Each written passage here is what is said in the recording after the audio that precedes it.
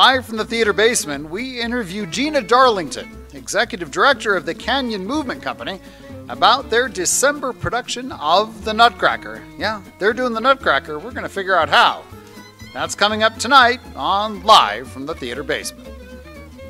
Canyon Movement Company presents the Nutcracker Suite in Modern Bare Feet, a virtual dance experience. Everyone loves the Nutcracker during the holidays. Our friends and neighbors of the Flagstaff-based Canyon Movement Company bring it to life this December. Tickets are available at canyonmovementcompany.org. I'm your host, Chris Verrill. Our correspondent today is the wonderful Jamie Hassapis.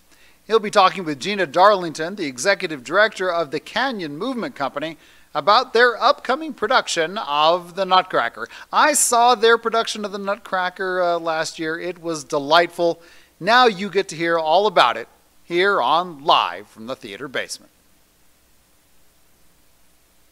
Well, thanks, Chris. And Gina, welcome. It's nice to have you on the show tonight. Thanks, Jamie. It's good to see you. That's great. Hey, you know, this has been some challenging times for our performing arts right now. And I know you guys have been really creative with your productions this year. Your ones for the fall and for in the spring, as well as coming up with your Nutcracker Suite in Modern Bare Feet. I know I've seen it in the past and I love it. It's a great production. You're doing some new things this year, aren't you?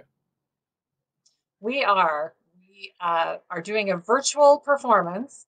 So it's not live streaming like on a stage. We're making it a film. So we've been filming all over town, and for for 3 months now we've been filming. So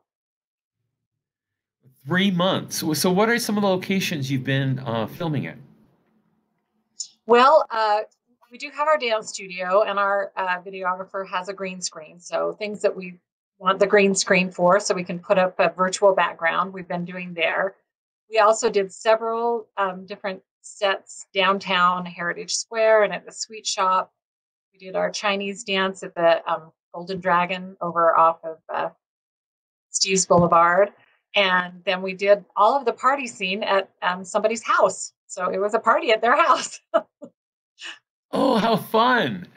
Hey, you know, with that, what were some of those challenges that you were coming upon in filming this? I mean, keeping the social distancing and all of those.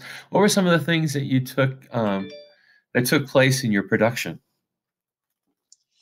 Well, there were a lot of things. To start with, we weren't really sure anybody would even participate when we were thinking about what we wanted to do to keep this going.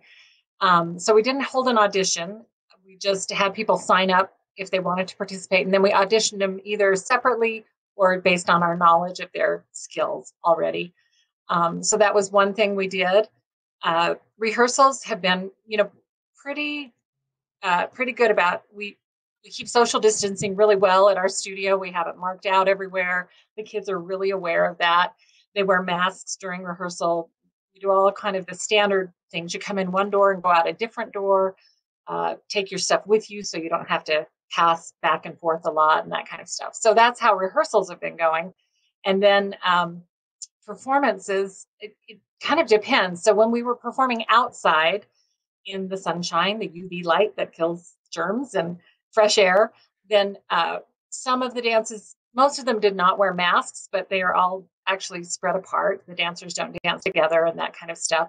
But then as the numbers were kind of spiking, we started wearing masks for some of the outside performance stuff as well, just because it felt safer for most people. So. Oh yeah, and were there any special issues for like when you're in the sweet shop? I know I saw a clip from that, and I mean it's very creative. And what were some of the challenges in there? It's a Well, tight the spot. owner was, yeah, it is, and she was great. The owner let us move everything around that sweet shop, so it was pretty tight against the walls. And our mother Ginger did all of her interactions there, but we didn't have the kids there for that part. So we filmed the kids later at the dance studio on a green screen, and so then we can put them in where we want them to at the sweet shop. So that's how we did that one. And we did it early in the morning before there were any customers, and so she could clean and disinfect after we left. Yeah. Okay. And where were some of the other locations? You said you did Heritage Square, you had someone's house. I mean, the party scene. Were there any other locations outside of the your theater, your dance studio? We did one filming at Buffalo Park, which was challenging and yet super rewarding to have the peaks in the background. It's kind of the classic Flagstaff scene. And that's where we did the Waltz of the Snowflakes. So that was kind of Oh, challenging on the dirt, but we're really creative. And I'm trying to think of some other places. We did a lot of the dances in my front driveway because I have a pretty big driveway, and the kids could spread out. I saw one picture my videographer sent me. He said, "Who knew your driveway could look like Moscow?" And then when I saw the picture, there's Moscow behind the trees at my house. So it was kind of cool. Um, yeah, oh, so that I'm is excited to see cool. it. I've only seen little clips from our videographer, and so I'm really excited to have it all come together. Oh, that is so great. And so when is this film going to be coming out? I know, you're advertising it for December, coming out into. I've been watching your Facebook page to see when it starts to come out for this year, so I can see it. Well, we don't have an exact release date. My videographer told me he would like to have it done by December 10th, which would be our our goal, and that would be the normal Mhm. weekend that we would perform. We almost always perform the Right. second weekend in December. But we're putting a lot on him. We did about 18 hours of filming in a day and a half last weekend, not Thanksgiving, but the weekend before. And then he's got to edit all that, and then he's got to put it all together and put the music on top of it. So, but he's in to do it. So our hopeful release date is December 10th, and when I have a little bit more confirmation, then I'll put it on our social media. So Oh, great. Now, I know, and and a lot of people know that the production is not your traditional production of the Nutcracker suite. And can you just tell us a little few of the differences between, your traditional ballet and what you are doing? yes, so we're not a ballet company or a ballet school, although we teach ballet and we train in ballet. But we're a modern company, and when we had the conversation about doing the Nutcracker, I felt really hesitant because I'm not a ballerina and that isn't how I was trained. And so we decided to make it a community event, and we started out with lots of different community groups and people helping us from other studios so that we could pull it all together. Um, this year it's a little more limited. People are not rehearsing other outside groups, and so they weren't comfortable coming in. But um, traditionally, we've used several outside groups to bring the whole production together. And then for me, I felt like I wanted it to be not classical ballet, even though the music is classical music. And so we set it in Flagstaff in the current year. Flagstaff's a very touristy town, so we get people from China and Spain and Arabia and all the different ethnicities that are in the show. So we kind of justified that, and I felt like I had to have a little bit more of a literal connection to Flagstaff. Oh, that is great. I'm looking forward to seeing this. I know we've got a couple more minutes. You said you were a little hesitant about doing this when you first started the production. Uh, how long ago was that? I mean, it seems to me like it's been around forever. So ever since I've moved to Flagstaff. Well, we started in 2004.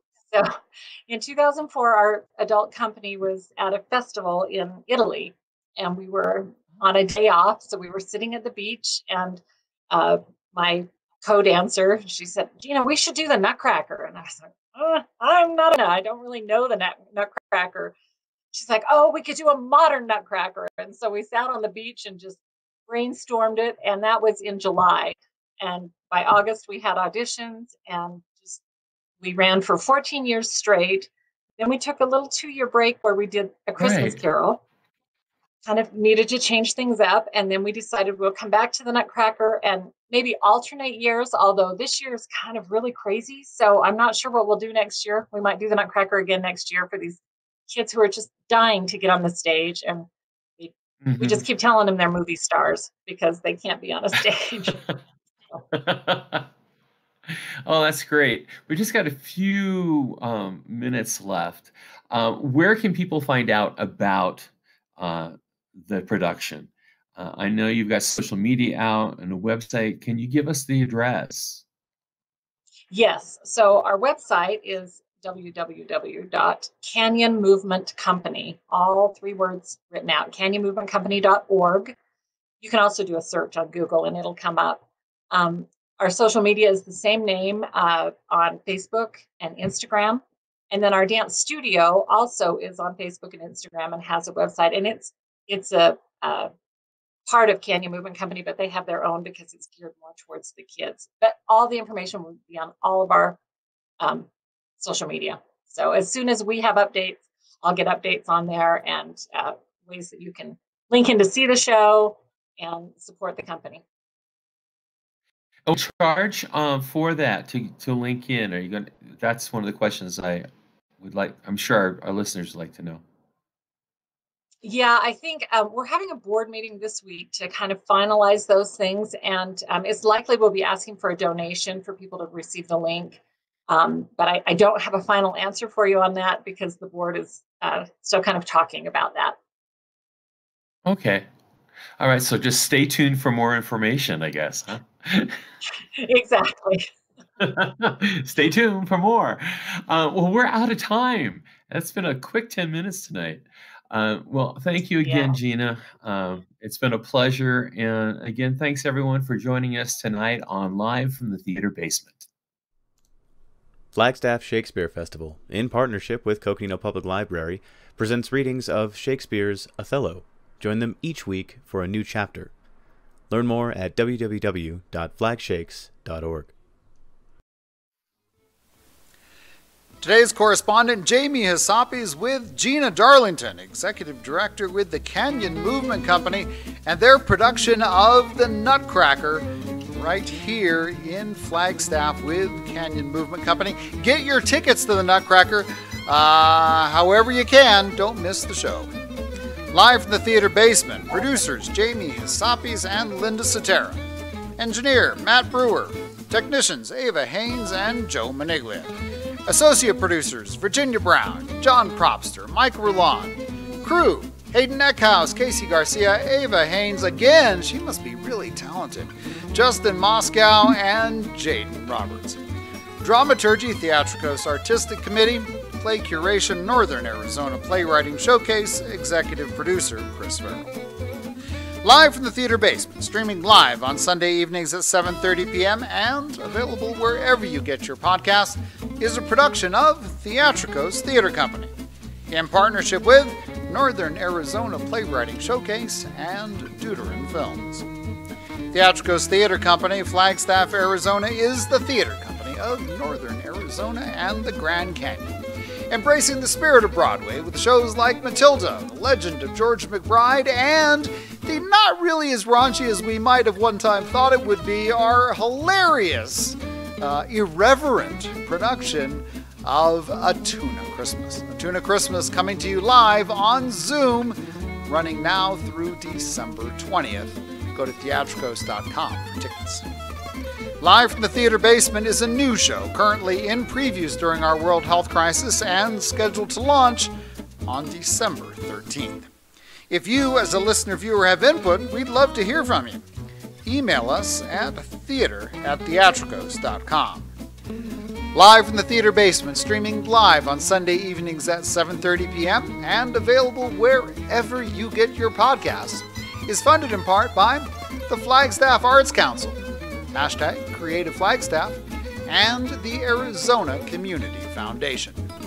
Additional funding by the Arizona Commission on the Arts, Flagstaff 365, BBB revenue from the City of Flagstaff, and patrons of the arts like you. Thanks for joining us here on Live from the Theater Basement.